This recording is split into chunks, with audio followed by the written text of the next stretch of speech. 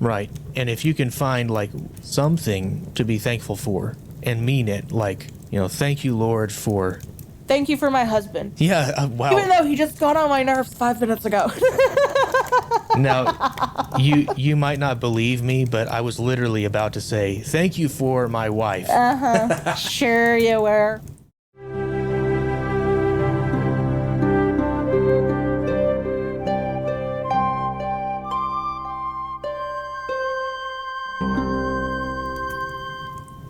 Hello, I'm JP. And I'm Millie. This is SignalTraditions. Thanks for joining us. We're going to have a discussion today that jumps off from some social media posts that I saw. And, okay, so this morning I got a little distracted when I saw this post on social media where it was basically an apologetics discussion.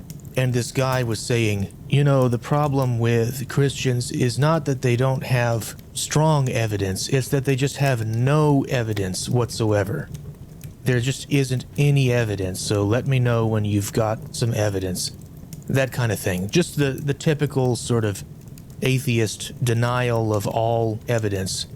And then there was someone in the comments below that was going back and forth with him because he had mentioned, hey, I used to be a believer, and then I found these holes in Christianity, and then this is the typical story you get from atheists, or at least a typical story, that you would hear them say, hey, I used to be a Christian, but then I just started to look at the evidence just dispassionately, without any bias, and to really consider whether I could be wrong. Then I started to see logical holes. And then because the logical, evidential weight of everything I was seeing pointed me away from the God of the Bible, I just couldn't believe anymore.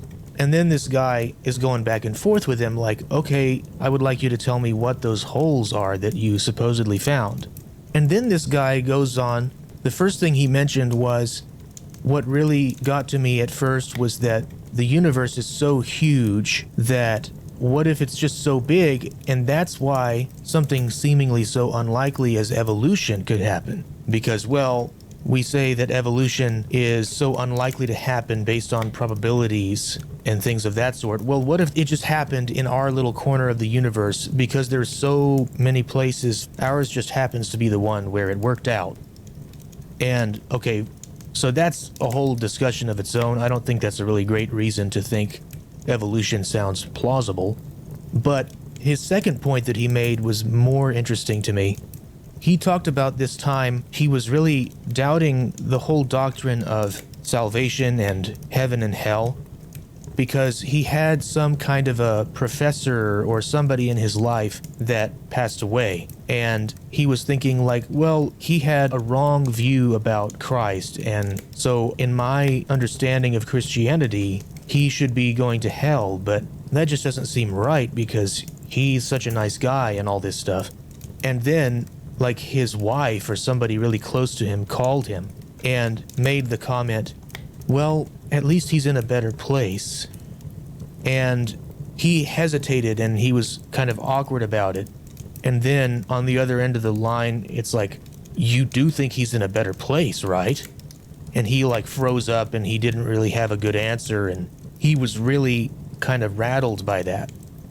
And what just struck me as I was reading through his response was, he was like, oh, it was just this dispassionate weighing of the evidence. And that was what led me away from Christianity. But then he proceeds to lay out this deeply, almost traumatic, emotional event that happened. Like, he's on the phone with the wife of someone who just died, and she's horrified that he thinks he might have gone to hell, and he feels terrible about it.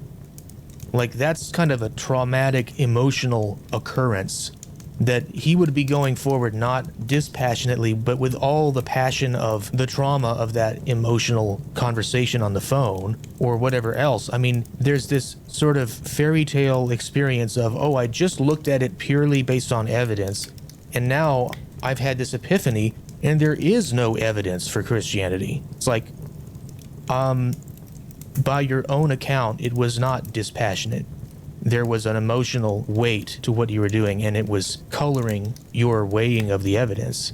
I mean, what would you say to someone who comes with that type of objection to Christianity? I don't know.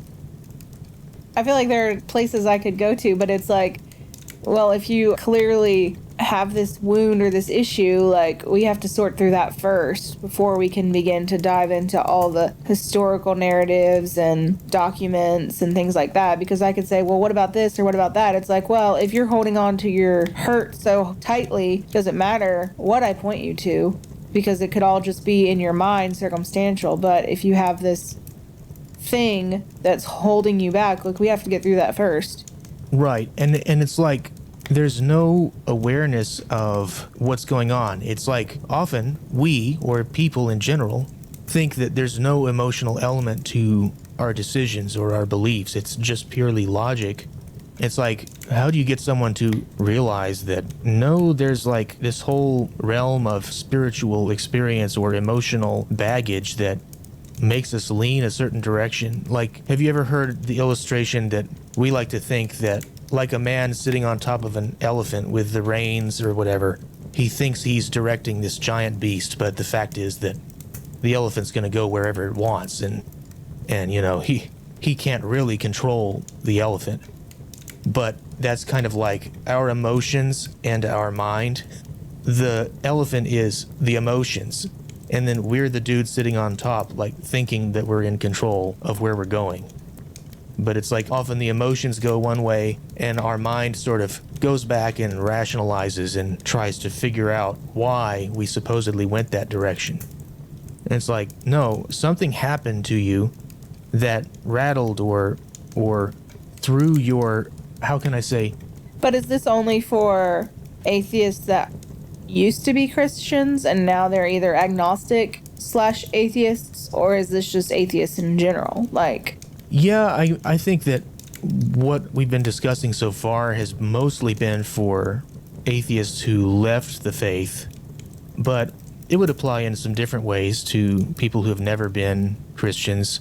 Yeah, I'm thinking more along the lines of someone who left Christianity and then became an atheist, or an agnostic, whatever they want to call themselves. But it's like something happened that destabilized the allegiance of their heart. oh, for sure. Like, I don't want people that seem like nice people to ever go to hell. Well, and I wonder, you know, with people that are agnostic or atheist who were Christians at one point, like, there are several questions that come to mind. One, how serious, you know, were you in your faith to begin with? Was it just like, oh, I was kind of a believer, and then someone asked me a couple hard questions, but I didn't really know how to answer them, so then I thought, well, this is stupid. But you didn't do any, like, digging, you just kind of flopped over and gave in? Well, that would be like the parable of the sower. Right. You know, that it's like the seed is scattered among, what does it say? Stones. And then it sprouts up but has no root in itself, so it just withers immediately. Right. Or, so the birds come and just steal it away immediately because there was no root. And it's like, that's someone who didn't have an answer, didn't really dig for an answer, and they're just easily shaken. Yeah, and again, I think that a lot of times you're going to find that probably in college students.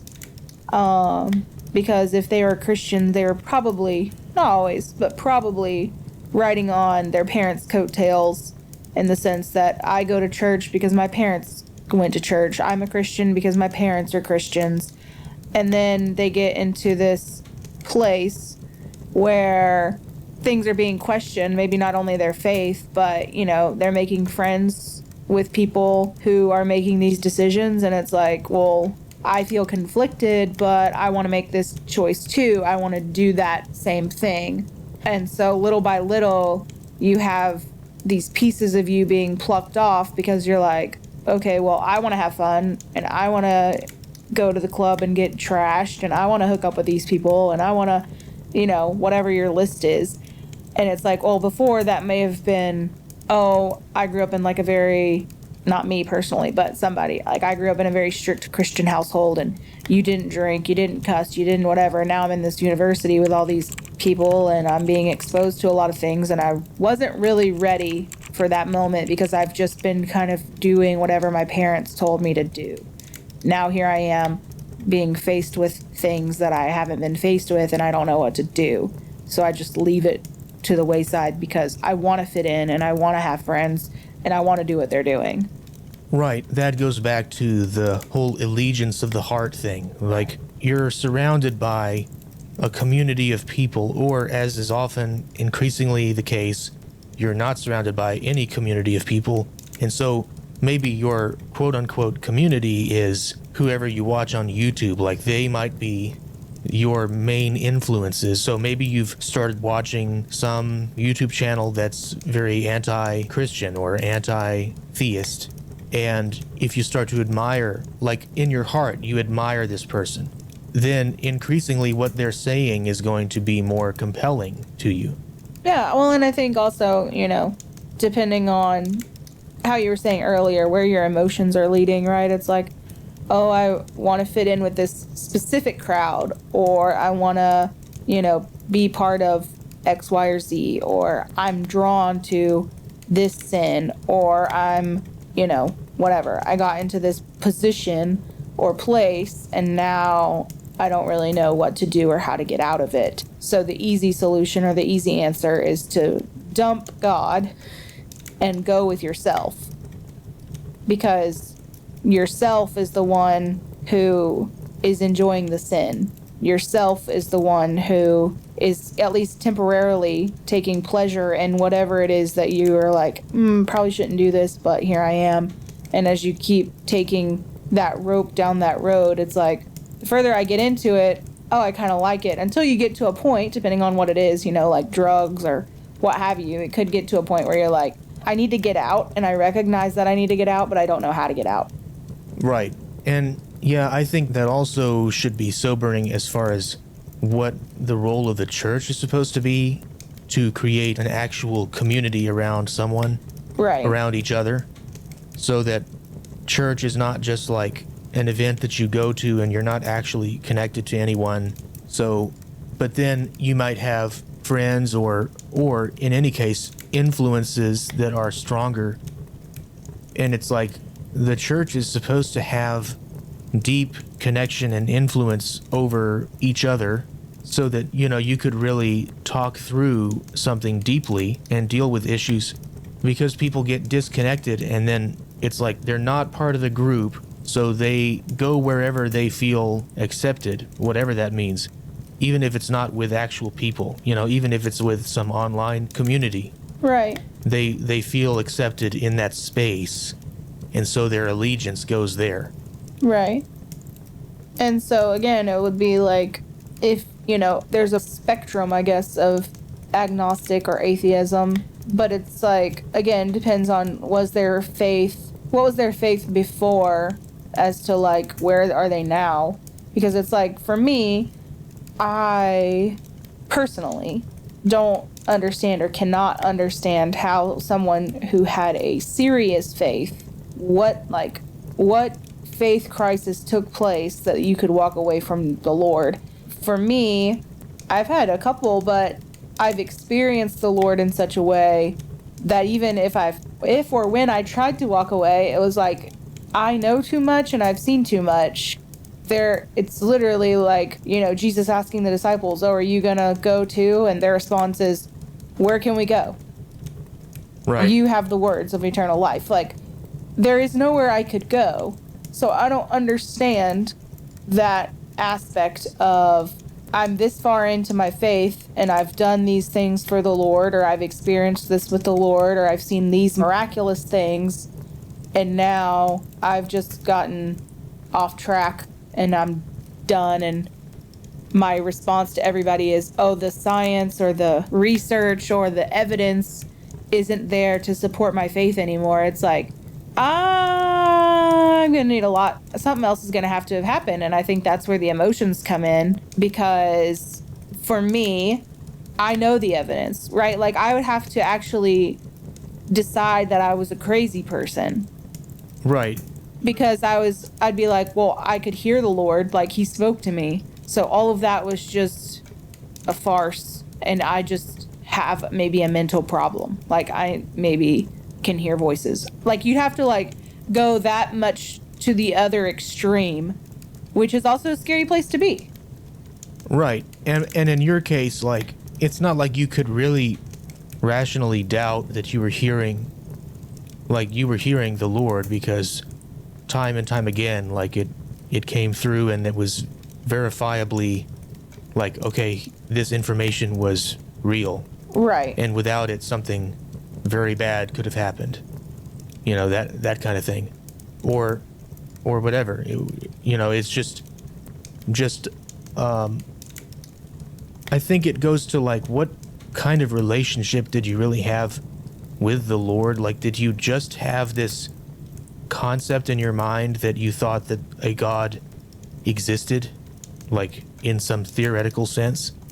Is that what you mean when you say you used to be a Christian, or had you actually communed with God? Had you experienced him in a relationship type of way?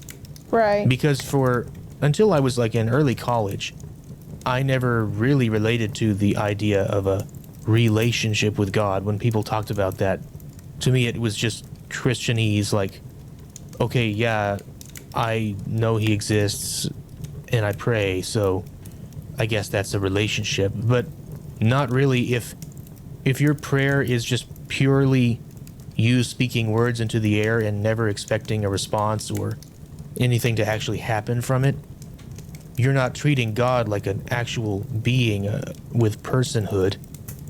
You're just treating him as like a receptacle for your journaling or something. Like, I'm just journaling into the sky right now. Like, if you don't see him as a person who can answer, not necessarily audibly, but who can act on your behalf or show you something or lead you. Like, have you ever related to God in a two-way manner instead of just a one-way manner? Right. Like, I just say things out into the sky and then good night. I've recorded my journal for today. Like, and that isn't really, I mean, is that really a relationship?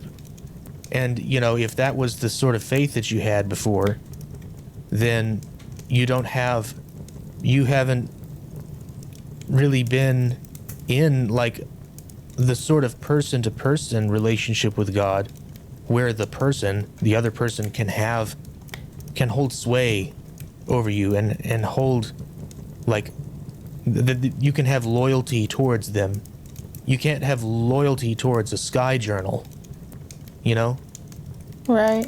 I mean, and I would say, like, I had been posing this question and kind of thinking about it in my head of how do people get that far? Like, how do you go from loving Jesus or, let's go with serving in your church or having any faith at all? There are a couple people that I can think of that I just wonder to myself, like, what happened? How did this all go down? They're searching for quote unquote answers and they're not finding them, or they're not satisfied with the answers that they may have found. I don't know. And maybe because I can relate to this, and it's still a scary place to be of, reading Romans 1 and knowing that, oh, you weren't thankful and you weren't appreciative. And that ultimately just leads to unforgiveness and bitterness and all the other things. And then madness. And madness, which leads to the depravity of your own mind. And, it's like, oh, yeah, I mean, what I just walked through, like, I was not thankful. I was confused the whole time. And even though the Lord was still speaking to me, I was very upset and just like, what is going on here? Again, feeling like a crazy person because did I miss it? Did I not hear the Lord on this? And then this thing comes along and just totally knocks the breath out of you, and you're like, I don't I'm really struggling. And I know for me, like, trust is a huge thing. I've never been one who can just easily trust people. And so when my trust in the Lord has been altered and I'm looking at him going, you said this, I know that you said this, and now I'm walking in a completely different direction than what you said, my heart takes a while to try to catch up with that because I know that he's true. And so there has to be a shift of I'm believing something that's not true because he is true. And it's like, well, my mind can't get there right now. The only thing my mind can do is be confused, and that confusion leads me down a path of resentment and bitterness, and that touches not just my heart, but that touches other aspects of my life. And that was the only thing that was like, in my mind at least, that went off as like, this is it. It's that when you have something tragic happen to you, or you have something that is hurtful happen to you, and you can't go to the Lord with your frustrations, but in that have a thankfulness for him, it's like, oh, this is only going to lead to destruction. Like, and that's, I mean, ultimately what Romans 1 talks about. It's like, okay, well, you don't want to be thankful? Well, you'll end up down this road, and because of your depravity, the Lord just kind of gives you over to it. And it's like, okay, well, figure it out. And I say the Lord gives you over to it because, let me read here in Romans 1, so that way there's clarification with what I'm saying. Okay, for the wrath of God is revealed from heaven against all ungodliness and unrighteousness of men who by their unrighteousness suppress the truth. For what can be known about God is plain to them, because God has shown it to them. So again, for me, I feel like this is understanding that, okay, you know God, there's at least some understanding of him or who he is. For his invisible attributes, namely his eternal power and divine nature, have been clearly perceived ever since the creation of the world in the things that have been made. So they are without excuse. For although they knew God, they did not honor him as God or give thanks to him, but they became futile in their thinking, and their foolish hearts were darkened. Claiming to be wise, they became fools, and exchanged the glory of the immortal God for images resembling mortal man and birds and animals and creeping things. Therefore God gave them up to the lusts of their hearts. Right. So he didn't just do it to them, like they... Right. But if, like, that was the path that they were going down, and it's like, okay, well, unless you're going to turn, like, you can only continue down this path. Right. And he's not going to force you to, right, make an about face and go the other direction. Like, we don't have any clue just like how much, if God were to just withdraw his grace, how much worse things would just go down the toilet immediately. Like, he's doing so much to kind of hold us back from constantly destroying everything that we don't even realize. But, yeah, I think just, being thankful, like, yeah, we do count it as a joy to be persecuted. There are sorrows and trials that we go through that, yes, ultimately we're thankful for them because God turns them for good, but we don't have to thank God for confusion because he's not the author of confusion. No, he's not the author of confusion at all. Again, like, I was very confused, and I mean, in my hurt and in my brokenness, like, I didn't even know what to say to him, but also I was very upset with him, and I made that very clear. Again, I wasn't hiding it. But there was no thankfulness, because what was I to be thankful for in what it was that I was seeing? It's like, there is nothing here to be thankful for. Like, I'm very upset because I heard you say this, and now there's this other thing that's happening, which is completely contradicting to me. I know it wasn't to you, but it was very contradicting to me. And it was everything and yet nothing. It was like so close, but not yet. And that kind of, to be in that place, it's like you're really just left with confusion. And so because I could not get out of that, my heart bent towards bitterness. So the way out of that was in some sense thankfulness, right? Right. So what advice would you give to someone who's in a place where they don't feel like they can be thankful for anything? Like, do they need to find... Yeah, I mean, I guess looking back, like, and again, it's hard because it's like, this is advice that I would give myself looking back. But again, it's like, also knowing myself, is this advice that I would even receive, right? It's like, I'm in a dark place right now, and any advice that you're trying to give me, I may not be able to receive it because of where I'm at. And so what I might say to myself might be easier just to say rather than to do. But I probably would have told myself, like, yeah, find something to be thankful for. And even though you are upset and you do feel like the Lord has, you know, kind of just left you high and dry, tricked you and made you feel whatever, it's like, remember what he has done for you. All the things that he has told you that have come to pass. All the things that he has delivered you from.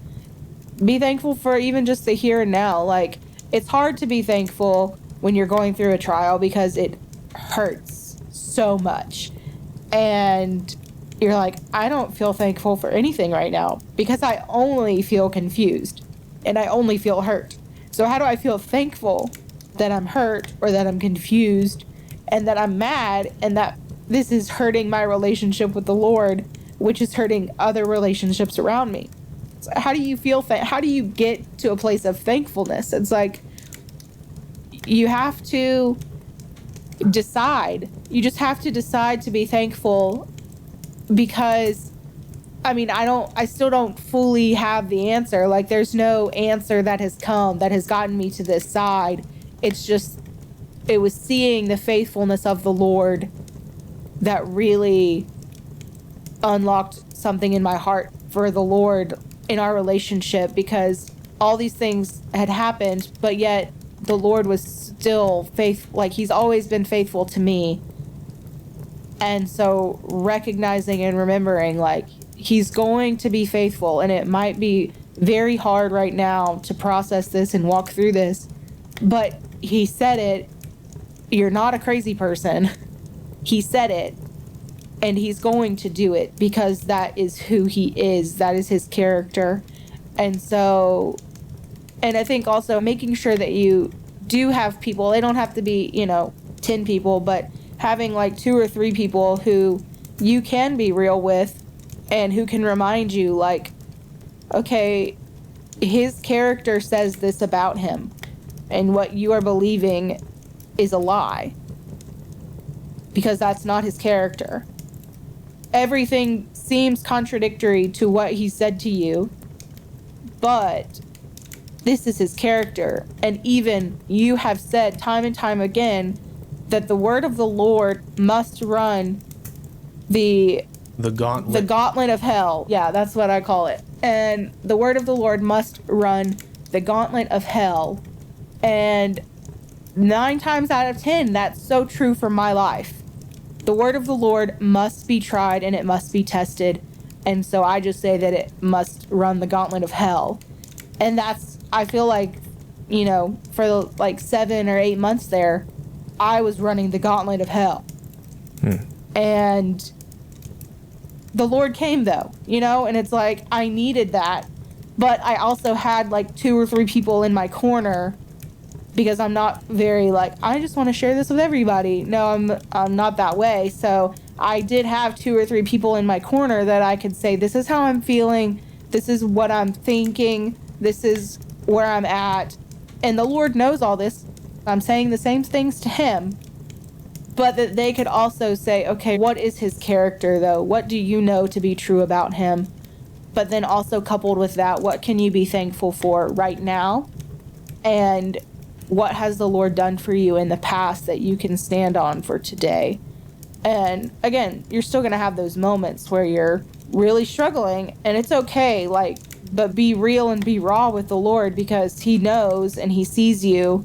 And also, try to find some scripture that may be able to relate with what you're going through in that moment or in that season, and kind of just go back to it. And even like the one that I used still doesn't make a whole lot of sense to me, but it was like, this is a similar situation, and so I'm gonna just read this story over and over again. And I don't understand it, and I don't know what exactly the breakthrough was here, but I'm just gonna wait because I know the Lord, and I can't walk away from him because I know too much and I've experienced too much.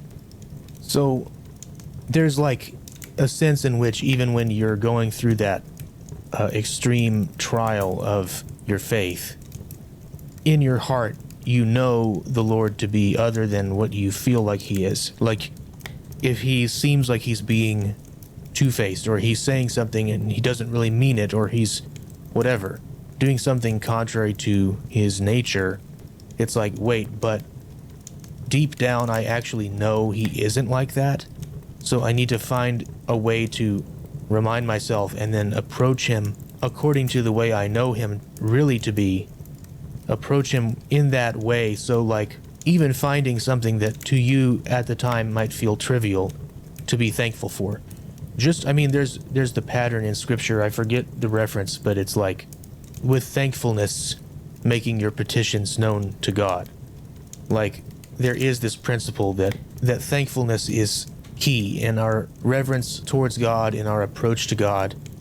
So just finding something like, I'm going through the gauntlet of hell right now, but you know what though? I do have a roof over my head, or, you know, like, right. And it might feel trivial, but right. And it could be like, again, I'm running this course and I'm suffering and struggling along the way. And it's like, well, I don't necessarily, and it could even, I mean, again, this is going to be like griping, but also with thankfulness, it could just be like, you know, I don't really necessarily love my job, but I'm thankful for it. You know, it's like, it provides me, you know, with these benefits. I have insurance and I have money, and with that, you know, I know that if I get sick, I'm covered, or if I have a roof over my house and I can buy groceries and the lights are on, and you know, those things come out of it if your job is the thing that's, you know, draining you or whatever. And it's like, okay, but what does it provide? You know, where is the good of it? You know, sometimes I just have to remind myself, like, hey, you know what? I'm not in my mother's basement playing World of Warcraft 12 or 16 hours a day every day. Like, I actually never played World of Warcraft, for the record, but, you know, like, if I imagine my life going down a different road than it did by God's grace, I could have gone there. I could have become, like, a total recluse, basement video gamer. That could have been me, and it's not. So, you know, man, there's something to be thankful for. Like, right. And, you know, things that we don't even think about, like, my life could have gone way in a different direction. And, you know, it's just the old count your blessings thing. right. I mean, obviously you can go all the way back to the beginning, you know, like, thank you, Lord, for saving me. Thank you for sending your son. You know, you can go back to the very, very basics of what it was that the Lord did for you. And then even, you know, because some people would say, like, oh, I've been Christian my whole life, so I don't really have, like, some kind of crazy testimony of, you know, I was on drugs and I got saved. It's like, well, one, you put your faith in the Lord, but two, there are trials and tribulations that everybody has to face. So what is it that the Lord has brought you through? And go back to that moment, because, you know, it's like, oh, Lord, you said that I was going to be, you know, doing this, and now here I am doing it. You know, it's like, wow, I actually wasn't even supposed to, you know, based on my age or whatever, I wasn't supposed to be in this line of work. You know, it was like, I'm too young or I'm unqualified, but yet the Lord said it and he spoke it and it's come to pass. And it's like, wow, thank you for that, which opened the doors for this, and thank you for these friendships. And, you know, it's like, it doesn't have to be like, thank you for this moment that I'm in that's crushing my soul in every way. It's just like, thank you that you're true and that you're faithful. Like, you know, even just going through, like, who God is, because I think even just remembering who he is can help. Right. So you can kind of launch you. But yeah, I mean, again, and even Israel had to the Lord told them to have remembrance stones, because it's like, you're going to go through things and you need to be able to look back and see what it is that I have done for you. Right. And if you can find like something to be thankful for and mean it, like, thank you, Lord, for... Thank you for my husband. Yeah, wow. Even though he just got on my nerves 5 minutes ago. Now, you might not believe me, but I was literally about to say, thank you for my wife. Uh-huh. Sure you were. So, yeah, like, thank you for something and mean it. And then at least, okay, that's going to help orient your heart more rightly towards him while you pray, because it can hinder your prayers. Like, if you are approaching him as something he's not, like, or accusing him, hey, God, you're a liar. Will you answer my prayer now? Like, right, and I think, no. again, for me, because I just kind of walked out of this season of, like, I can't really even go to you in prayer. Like, I can tell you how I'm feeling, and I guess some people would consider that to be, like, prayer or whatever. I'm just talking to you. But, like, in the moments where I really needed to, like, okay, let me sit down and actually get this out. And it was like, there's nothing to get out. I could only go and I could only cry. Like, I would just sit there and sob. If I wasn't pouring my heart out about how I was upset or disappointed or, confused or whatever, I was like, I can't come to you with anything other than that. And now, in my attempt to, all I can do is cry. It's like, where is the balance? It's like, oh, okay, Regan, what would have been a good idea might have been to just go, and although you're sobbing and you can't seem to break through that, it's like, find something to be thankful for. And it might not have, and again, because I didn't do this, so it's not like I can say, this definitely was the answer, It might have taken a couple of times to have that heart position of being thankful in order to receive a quicker breakthrough. Yeah, there's something to think about. I guess we can wrap it up here. I mean, we've had a pretty long discussion, so we'll leave it there. Thanks for watching and or listening. Whatever the case is for you, feel free. Be encouraged to like, comment, subscribe, whatever applies in your case. And join us next time.